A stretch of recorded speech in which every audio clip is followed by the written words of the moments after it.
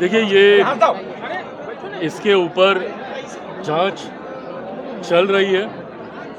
कहाँ लापरवाही हुई, कैसे, जानकारी का अभाव या क्या कारण कि इतनी भारी संख्या में भीड़ परीक्षा देने जाने को लेकर वहां पर आ रही है और उसके बावजूद रेलवे में जिस तरीके से असुविधा हुई, ये तमाम विषय एक बार जांच हो।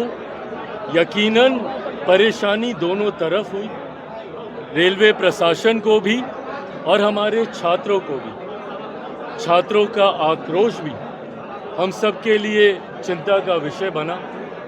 पर ऐसे में मैं मानता हूं कि छात्रों का आक्रोश अपने भविष्य को लेकर उन्होंने जो प्रकट किया वो उनकी चिंताएं हैं और मैं उसका सम्मान करता हूं।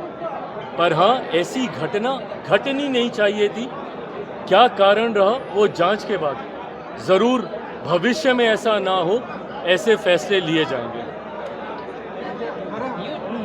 युद्ध समाप्ति की ओर है और रास्ता खुल रहा है। जैसे पेट्रोल और गैस पर दाम बढ़ाया गया, तो अब अगर रास्ता चालू हो जाता है तो क्या सरकार उसको घटाने पर विचार करेगी? बिल्कुल विचार करेगी। और मैंने जब ये दाम बढ़े भी थे उस वक्त भी मैंने कहा था कि हमारी सरकार से जितना हो सका हम लोगों ने दामों को नियंत्रित करके रखने का काम किया।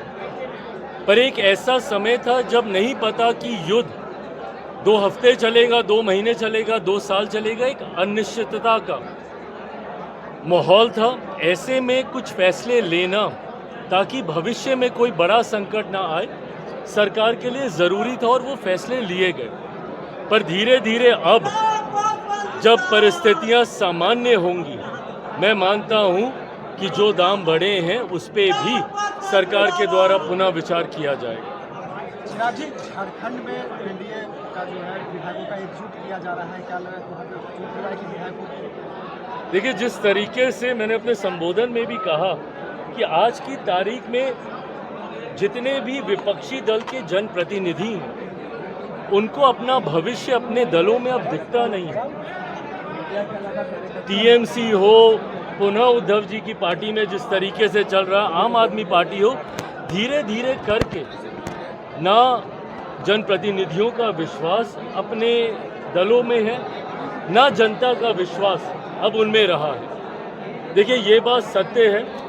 मैंने कुछ दिन पहले एनडीए की बैठक में भी इस बात को मैंने कहा था कि 2029 में एक बार फिर से हम लोग मौजूदा प्रधानमंत्री नरेंद्र मोदी जी के नेतृत्व में हम लोग चौथी बार सरकार बनाने जा रहे हैं, इसमें कहीं कोई शंका नहीं। और जिस तरीके से विपक्षी दल महत्वाकांक्षाओं के लिए एक साथ आते हैं और चुनाव आते ही फिर ये गठबंधन धराशायी हो जाता है, तो इन लोगों में भी कोई भविष्य विपक्षी गठबंधन इंडिया अलायंस के घटक दलों का बचा नहीं। और यही कारण है कि धीरे धीरे इनके जनप्रतिनिधि भी प्रधानमंत्री जी में आस्था रखते हुए एनडीए का हिस्सा बनने की घोषणा करने का काम कर रहे हैं। तो ऐसे में अलग अलग राज्यों के अलग अलग दलों के सांसद, विधायक धीरे धीरे एनडीए गठबंधन का हिस्सा बनकर एनडीए को मजबूती देने का कार्य करेंगे।